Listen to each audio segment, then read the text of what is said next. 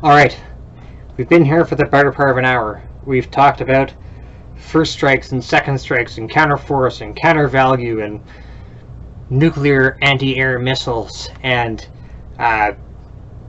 computer terminals with ashtrays in them. So finally we get to talk about interceptors. Not that interceptor. Yeah, that interceptor. That's the CF-100 Canuck. Now, if you're a cadet at RMC, you might be saying, "Wait, that's the old rusty aircraft outside the gym." And to you, I'd say, show a little bit more respect. That, in fact, the CF-100 Canuck is the only aircraft to be successfully designed, or the only fighter aircraft to be successfully designed and mass-produced in Canada. So, let's get into it. Why are we going to talk about the CF-100? Well, we're going to talk about the CF-100 because a lot of the same problems that come up with the development of the CF-100, which, by the way, is also developed by Avro, show up in the CF-105. It's a very important part of the story.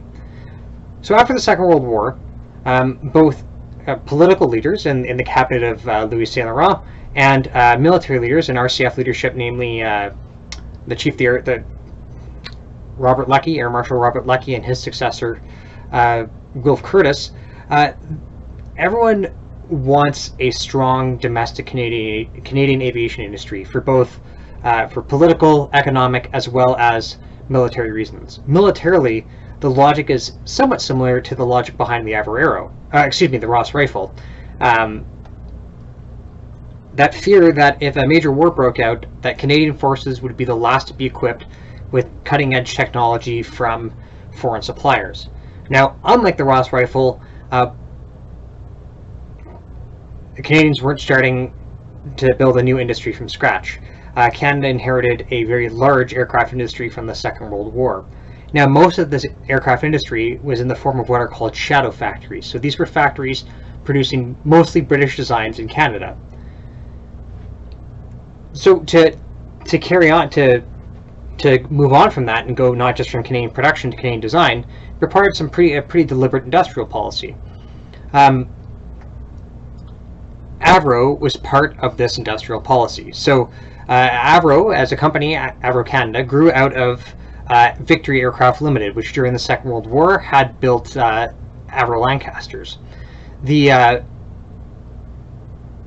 This new company inherited a British corporate culture. And what do I mean by that? It's a culture that really put its best minds into research, development, and design, not necessarily into production.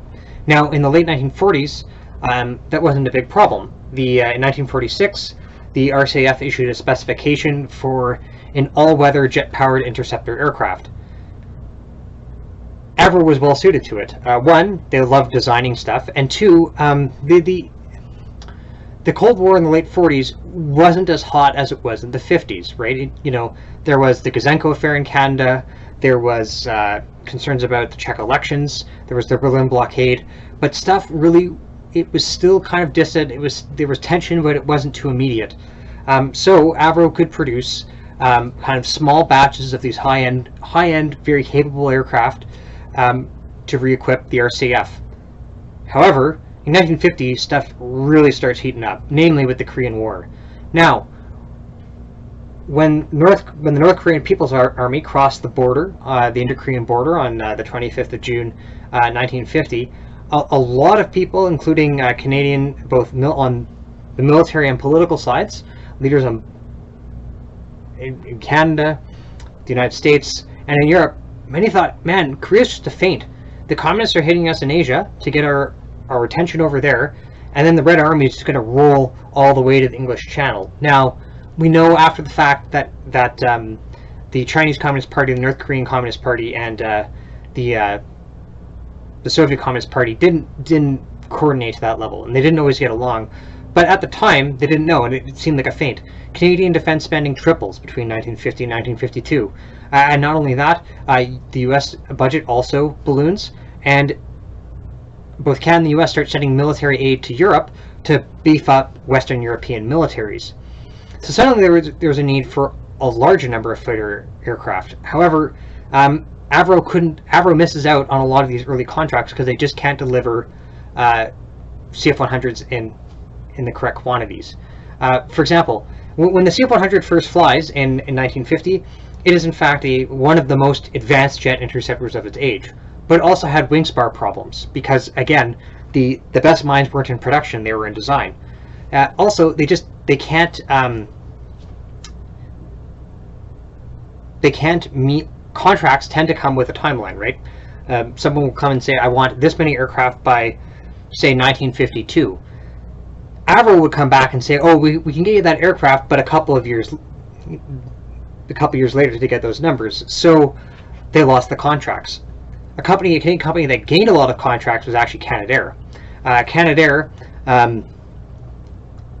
it licensed produces the F-86 North American F-86 Sabre. What's interesting about Canadair's production is, one, Canadair has some brilliant engineering minds, but their engineering is largely in production.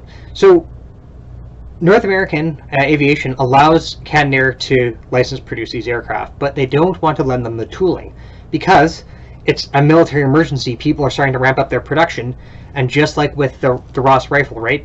It's not like some foreign country is going to give a Canadian factory a bunch of tooling to produce their product. They're just going to say, no, we'll just produce it in our own factory. So Canadair engineers and Canadair machinists actually produce all of the tooling for the F-86 on their own.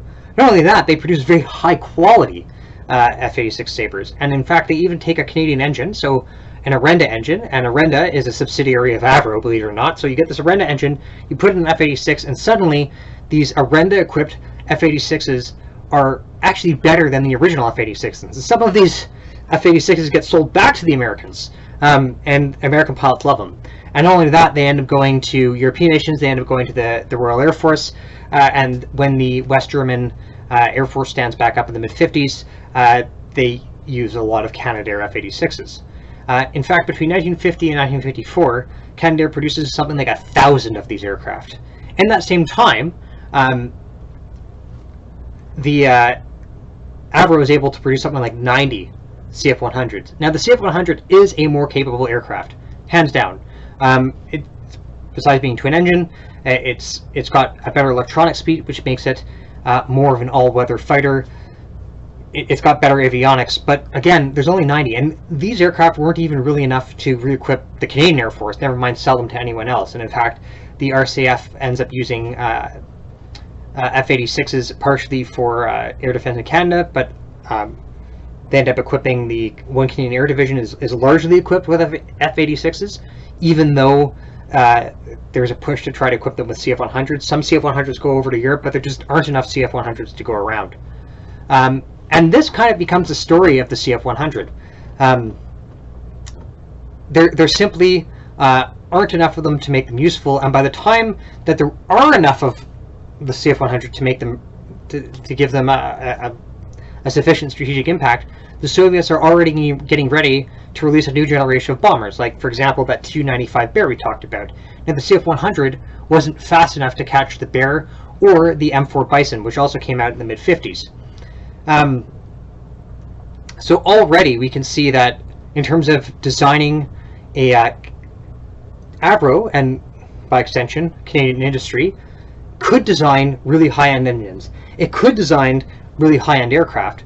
What it couldn't do was produce enough of these aircraft cheaply enough to make them economically viable in the larger sense, because you'll often hear politicians say that the military should be equipped with the best weapons available. This is nonsense. Military forces need to be equipped with the best weapons affordable, and in many ways the CF-100 simply wasn't affordable and it wasn't available enough. In fact, the Minister of Defense Production, C.D. Howe, had toyed about cancelling the CF-100 program altogether in 1951. So it's with some skepticism that the government awarded Avro another contract to develop a CF-100 successor in 1953. This contract ended up becoming the CF-105 Avro Aero. Now, when this contract was awarded in 1953, again, it was for a few exploratory aircraft because at that time, intelligence estimates didn't put a new generation of Soviet bombers coming online until about the late 50s. But when that new generation showed up in the mid-50s, there was a bit of an emergency.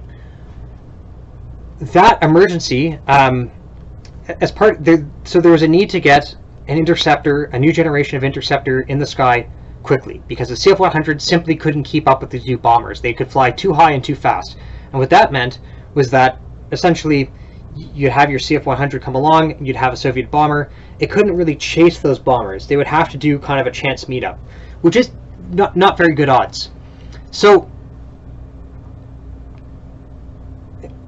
one solution was the concept of the Avro changed a bit. By 1955, everyone agreed the Avro would be primarily an airframe. You'd plug in some American engines. There might be some development of some Canadian engines, but it'd be primarily an American engine. You'd get American avionics and an American missile, American air-to-air weaponry, and you'd be able to get these things out the door a bit sooner. Now, the RCF comes back, and basically the RCF, instead of looking at the economic reality, focuses purely on the military reality and says, actually, we want an aircraft that, one, none of these missiles are good enough, and two, oh, those American engines, namely the J-79, it's not good enough. We actually want, I mean, Avro has talked about, and again, Avro owns Orenda, so Orenda Engines has talked about this new design called the PS-13 Iroquois, and that'll be so much better than the American engine, so we'd like to develop this this engine as well because it'll give better performance. And not only that, we want to be able to operate outside of that ground environment, so without that direct radar control by SAGE, so you need more avionics in it. Oh, and also the avionics packages being offered by Hughes Aircraft, an American company, are good enough. So we should develop our own, Canada should develop its own avionics package. And some scientists at the Defense Research Board say, yeah, that's great, we'll develop our own avionics system called the Astra system, and maybe we'll develop even our own missiles, because we don't like the American missiles, so it'll be called Velvet Glove, and then later, when Velvet Glove doesn't succeed, the RCAF pushes for investment in the Sparrow 2 missile. So between 1955 and 1956, the Avro went from being an airframe to being an airframe, an avionics suite, a new missile, and an engine. Now, keep in mind, this was coming on the tails of the CF-100. Remember that aircraft that we couldn't produce fast enough to be economically viable to sell in sufficient quantities? Now you have four systems even more expensive, and of course, there are economies of scale. The fewer of these aircraft you sell, the more expensive the per unit price is. Now, at the time, the cabinet, the RCF, who are, again, cozy with the RCF, they go to the cabinet, and you have Roy Slemon goes to the Minister of Defense Production, C.D. Howe, and says, actually, well, this aircraft will have a great market because the Americans aren't developing anything close to this aircraft, and surely we'll have a market. So in the long term, the economics will work out. But it turns out the U.S. does start a whole bunch of interceptor programs. So if you're from an American point of view, if you end up developing a similar aircraft, you're not going to shelve your own industry to buy Canadian aircraft when you have, especially if American aircraft are cheaper. So it's already kind of built on really shaky economic grounds. And of course, because you now have four systems instead of one, you can imagine things just get more expensive and there are more delays. So by the time the Avro takes its test flight in 1958, things have become kind of urgent, right? Because those CF-100 Canucks, they can't keep up. The Russians are punching out Tu-95s. The M4 is not as successful a bomber, but you have all these Bears being produced that the Canuck can't catch.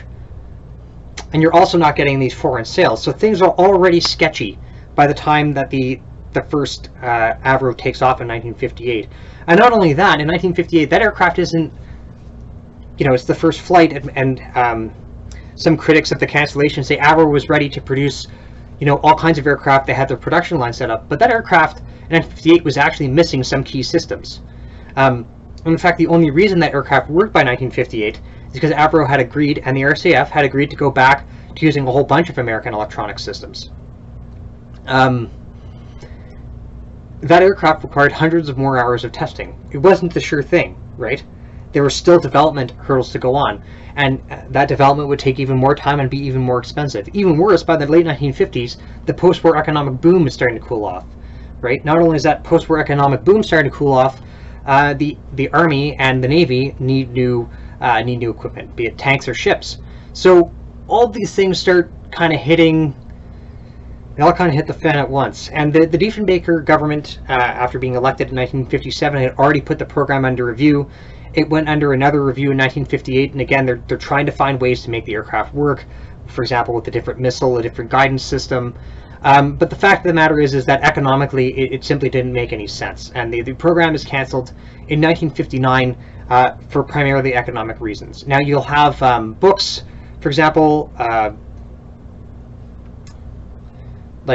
like this example, that will find individual documents talking about American pressure that imply some sort of American pressure to cancel the aircraft. But the fact of the matter is that when you look at the cabinet documents and you look at when you look at the cabinet documents and the Defense Council documents, it's economics. You just can't produce enough of these aircraft in sufficient quantities, in sufficient time, for an acceptable cost. But by 1958, the program was expected to take something like $400 million a year in 1958 dollars. It was just outrageously expensive. Now, the way the program was, the way that the cancellation was announced caused a lot of problems. Diefenbaker, as we know, he was always playing politics. He liked to kind of dither. He liked to kind of talk his way out of problems. And when he canceled the aircraft, the aircraft cancellation was announced in 1959. It was announced because, oh well, the future is in unmanned systems anyway. It's in these Beaumark missiles. We're canceling the Arrow to buy the Beaumark. But of course, that was never the case. RCAF leadership never said we should cancel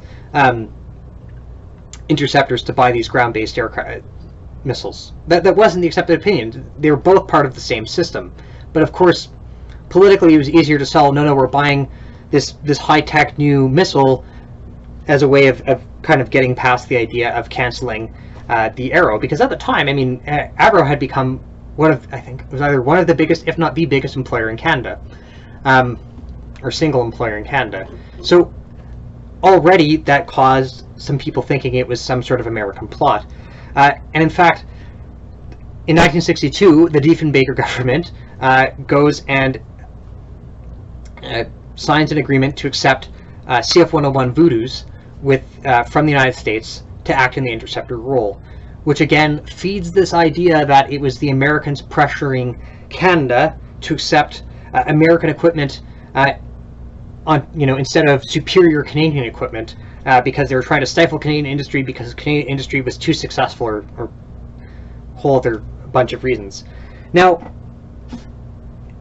this is simply, again, the overwhelming weight of evidence suggests against it. If you look at the CF-101 deal, what's interesting is that the United States essentially gave Canada CF-101B aircraft in exchange for Canada taking over some of the American Pine Tree stations. So if you're looking at it from a perspective of Canadian sovereignty, the 101 vastly expands Canadian sovereignty. You're actually kicking Americans out of Canada to then get American aircraft for free to police Canadian airspace so the Americans don't have to, right? It's a very good deal in terms of Canada. Now the CF-101, the Voodoo, which comes down as CF-101, it isn't nearly as good as the projected CF-105. Of course, the CF-105 is never mass produced, but what the CF-101 is it's good enough. It can carry the modern weaponry, namely the Air 2 Genie, and it's available. Out of those three things, the Arrow just couldn't match, right? The Arrow was more than good enough and cost a lot of money and wasn't available. So it's a very interesting lesson in how it comes out. And in fact, the Voodoos fly successfully until they're replaced in the mid-80s by the CF-18. So let's just take a moment to process that, and we can come to some conclusions about what the Avro Arrow saga has for talking about Canada in the Cold War and Canadian defense policy more generally.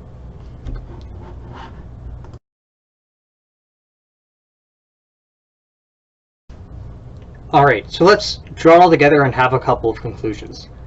One thing you'll notice about this this series of videos, because this ballooned into far longer than I wanted to go on about when I first started filming and first started writing the script, is that to understand the cancellation of the Arrow, you actually have to understand a huge amount of context, strategic, political, military, and economic. And this feeds back into some of the ideas we had at the very start of the course, ideas introduced by this fellow, right? The idea of politics and war. It's very tempting to look at the demise of the Arrow and say, boy, if politics only got in the way, hadn't gotten in the way, we would have had this great aircraft. Now, of course, we know that our friend Carl would say, what do you mean politics got in the way of this military program? Politics is part of this military program. Politics and war are connected. Fundamentally, the Arrow didn't work because Canada, the Canadian government, didn't want to spend the amount of money to keep it going. It didn't. Both liberal and conservative governments questioned at different times the kind of cost-benefit ratio of spending so much on a domestic fighter program. And these were very realistic concerns, because even though the Cold War and even though air defense was a big part of the Cold War and military factors were a big part of the Cold War, Canada had a whole bunch of other spending priorities going on during this time, right? Canada's expanding the welfare state. The first rumblings of the idea of socialized medicine are coming in, although that doesn't happen until the 60s with the Pearson government. But a lot of these government programs are expanding. And so governments had to make policy choices about where they were going to spend their money. And in many cases, these Canadian-built interceptors simply weren't good value for money from a political point of view in the grand scheme of things. We see that often military leaders, and especially RCAF leadership throughout this time, repeatedly ignore some of the political imperatives. We saw it with Slemon when he kind of pulled one over, and folks when they pulled one over on Diefenbaker with regards to NORAD, and they weakened that trust. We see it with the RCAF not understanding the limits of how much money the government is willing to spend. We also see a poor understanding of technology, right? When we think about military technology, we often, students of military history and both academics and just kind of interested amateurs will tend to focus on one item. They'll say this one aircraft or this one tank or this one rifle was amazing and it was the best aircraft or best rifle available. Well, they weren't. Often this is the wrong case, because as we know, wars aren't won by individual duels anymore. Wars are fought on a massive scale, and technology only makes sense if it can be mass produced. And there's a really big balancing act, a really fine balancing act between the advantage of a certain piece of equipment on a purely military sense and the ability to produce it quickly. And this is simply the RCAF got it wrong. They got it wrong repeatedly throughout the 1950s. They got it wrong with the CF-100. That just it couldn't be produced fast enough. No one seemed to have learned from the story of the CF-100. By 1956, when you're not producing merely an airframe, but you're producing an airframe, an engine, an avionics system, and a missile, you know things have gotten out of hand. In fact, the RCAF never coordinated. They didn't start coordinating these programs. They didn't have one central office for coordinating these programs until 1957, when stuff was already under review. Things had gotten out of hand. So we kind of lost those realities.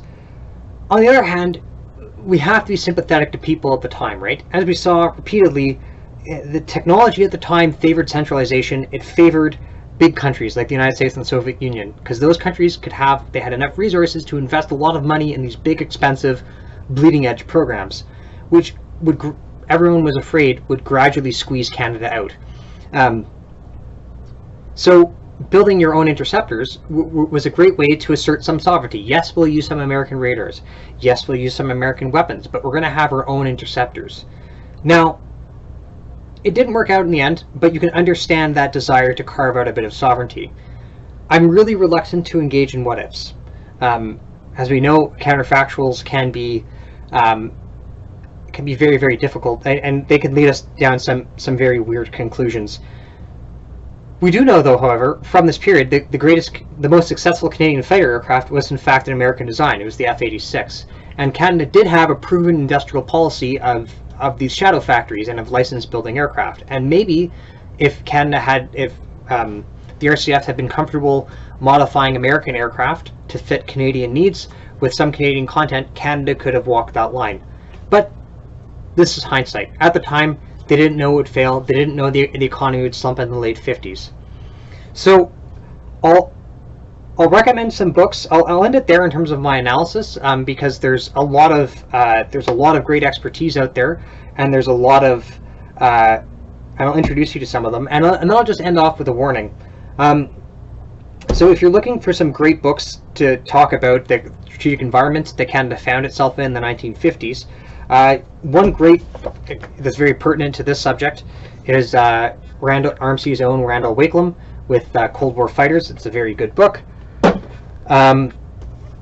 There's also, of course, Andrew Richter's book, and in fact Andrew Richter comes up in your reader, just part of this book, but Avoiding Armageddon, the full book, is really worth reading. It's quite well written. I'll put up a screenshot here because I only have the ebook, but Sean Maloney's book, Learning to Love the Bomb, talks a lot about, in detail, talks about Canadian nuclear weapons, as well as some books by John Clearwater also talk about Canadian nuclear weapons. Patricia McMahon's book, Essence of Indecision, a very good book for understanding Diefenbaker's point of view and understanding often where he's coming from, because Diefenbaker is having to walk the line between that involuntary guarantee and, of course, not giving up too much sovereignty, as well as that very raucous discussion in his own cabinet. Also, there is RMC's own Joseph Jockle. He has No Boundaries Upstairs, which talks about some of the earlier air defense efforts, basically going up to the formation of NORAD. And then afterwards, he wrote another book called Canada in NORAD, which is worth following up on that. Not only that, there is, in fact, a great... there's a article in the Journal of Strategic Studies, which I will link to the bottom, by Donald C. Surrey and Russell Issinger, that talks about some of the strategy behind the CF-105. These are really worth looking at in depth to get a better understanding of it all. What I'll say throughout what I'll caution with at the end, I mentioned a bit about weighing evidence, right? And there's always the temptation to go into the evidence with a narrative and try to have it confirm your narrative. We have to balance that evidence against simply the weight. And the weight of evidence suggests overwhelmingly that this was a difficult economic problem that simply didn't work out for Canadian domestic fighter production. It's not one of villains and heroes. It's not one, it's a much more mundane story, but perhaps a bit more truthful. So I'll leave you with that. This has gone on a bit too long. I'm really looking forward to see what you have to say on this. So if you're a general viewer, please put some of your questions or challenges in the comments. And if you're a student, please, I'm looking forward to seeing your posts on Moodle.